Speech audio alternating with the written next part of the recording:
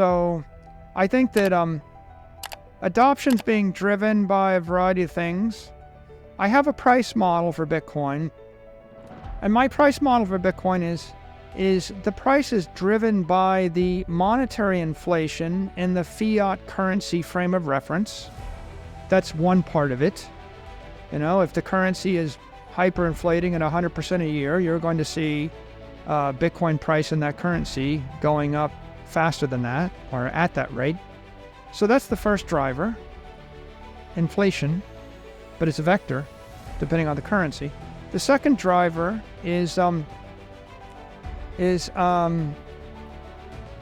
case,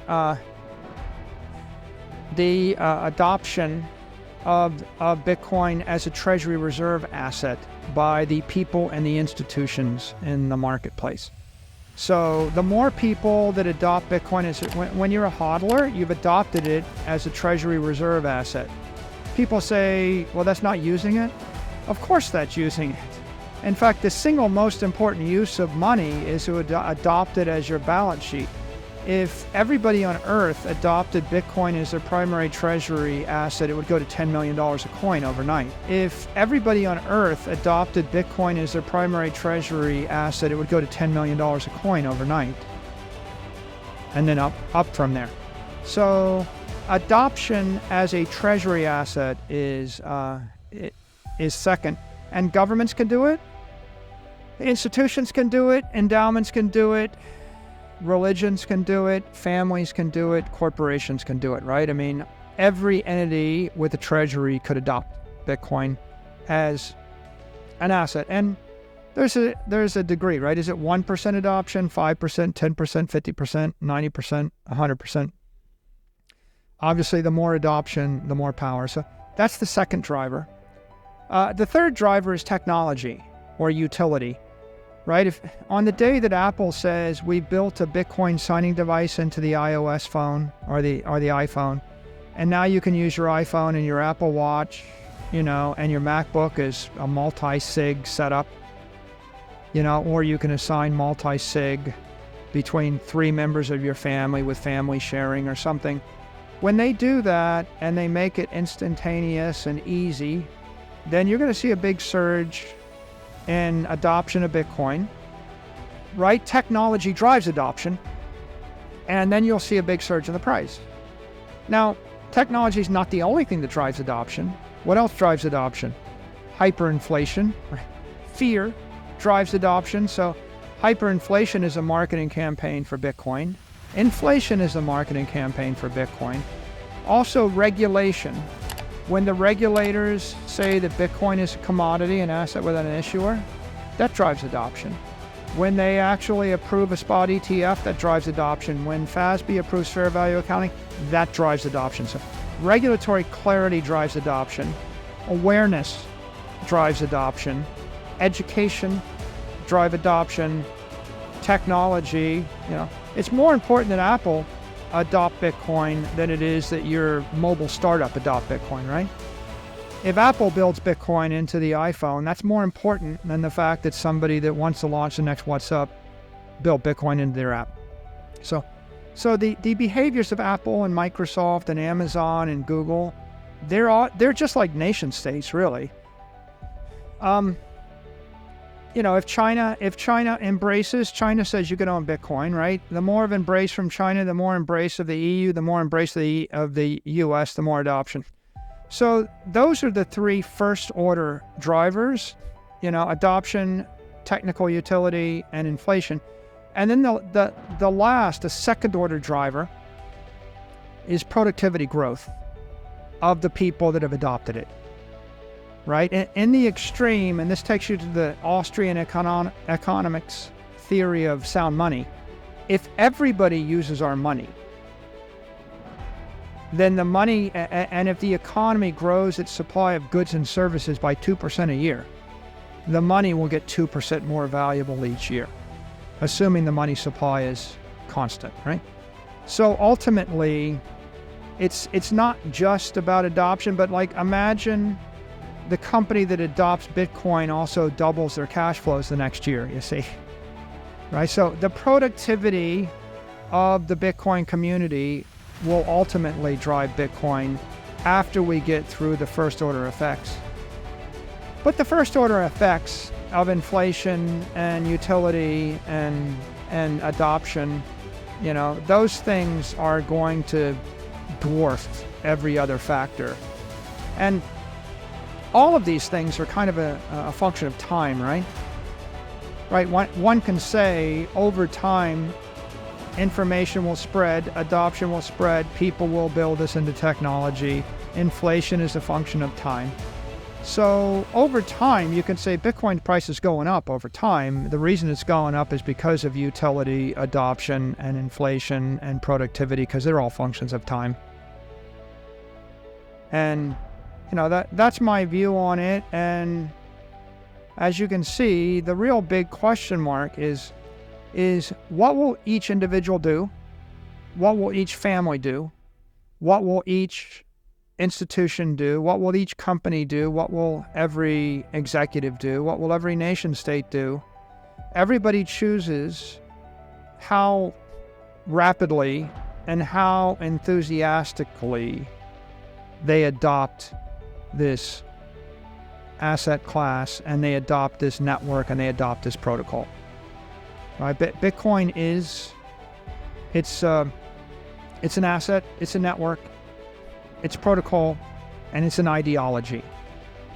And it is defended by computer power, electrical power, economic power, and political power. And right now, it's growing at a very rapid rate.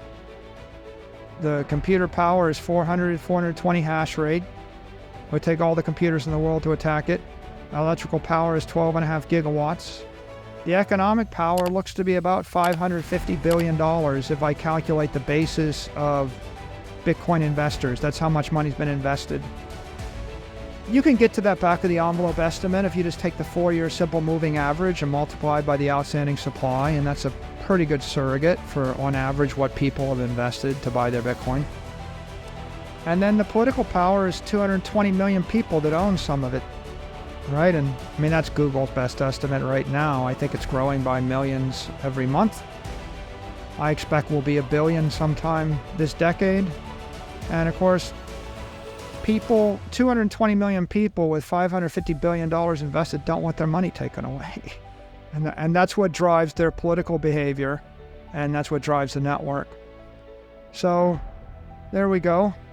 Most wealthy families, most wealthy investors I run into, they own real estate. And they own real estate in London and Paris and New York and LA and middle of Miami, places that people want to be.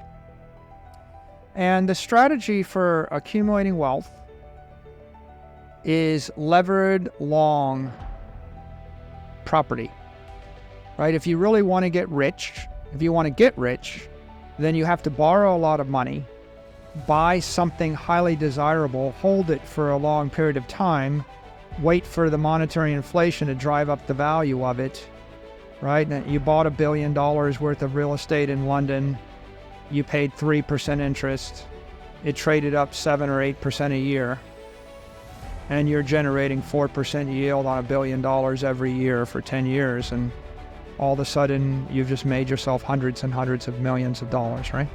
So that has been the only strategy. I think Bitcoin is now emerging as something superior to that. Bitcoin allows you to take on a strategy of acquiring scarce, desirable property, but now you can acquire it in units of $20 at a time or $200 at a time, and so it's an egalitarian strategy for wealth creation or wealth preservation. The big catalyst here, I mean, the first one was, Satoshi's creation of Bitcoin, right? Put a big star on the map nearly 15 years ago. Coming up in a few weeks is the anniversary of the white paper. The second big milestone was the end of the block size wars, when Bitcoin was established, as this censorship-resistant network that's resistant to the meddling of corporate interests and others, and we sorted out what's the dominant chain, and a lot of theory and a lot of values got cemented in the block size wars. I think the third milestone is the entrance of is actually COVID and the entrance of corporations, right? COVID catalyzed corporations to look at Bitcoin. So without COVID, MicroStrategy doesn't do Bitcoin. And without MicroStrategy doing Bitcoin, probably the next set of companies don't do it. You don't get 24 Bitcoin holders, and then you don't get the accountants interested, and then you don't get fair value accounting, and then you don't get the clamor for the ETFs and the spot ETFs. So that was the next milestone. Then after that, the spot ETF will be the next really big milestone, because it'll be a high bandwidth institutional on-ramp for tens of billions or hundreds of billions of dollars of capital. And so that's really key. So, and then after that, the embrace of the traditional banking networks, right? The Deutsche Banks, the Santanders, other banks starting to custody Bitcoin and provide banking services. So all of those things coming together, they actually deliver digital scarcity as a fungible liquid asset to all classes of investors. Now, if we consider them, the retail investors will benefit. They've been engaged, but there'll be an order of magnitude increase in retail participation with spot ETFs because just about every working person has a 401k that's wired through conventional Wall Street money managers. And so you'll start to see the flow of those kind of funds enabled by the Fidelities and the BlackRocks of the world. And that will increase retail participation by an order of magnitude. I think institutional participation will also increase by orders of magnitude because of the spot ETF. They really can't engage in the current structure because all the institutional money managers have accounting systems, compliance systems, control systems, risk management systems that are all trading systems and collateral systems that have all been built over 30 years. And in that system, they can punch a button and buy $1 million of Apple stock, or $1 million of a gold ETF, or $1 million worth of the S&P index, or $1 million of bonds. And they can just do it instantly, and everything is accounted for. And if they make money, they get compensated. And if they lose money, right, they get criticized. And at the end of the year, their taxes get paid that way. And if they want to buy $100 million, their bank, like JP Morgan, fronts them the money, and so that entire system, which is a combination of technical functionality and accounting functionality and risk management functionality and financing functionality, all of that gets activated by the ETFs. So they will be able to participate, and we will start to see an evolution in portfolio thinking. It's pretty clear that the 60-40 portfolio is a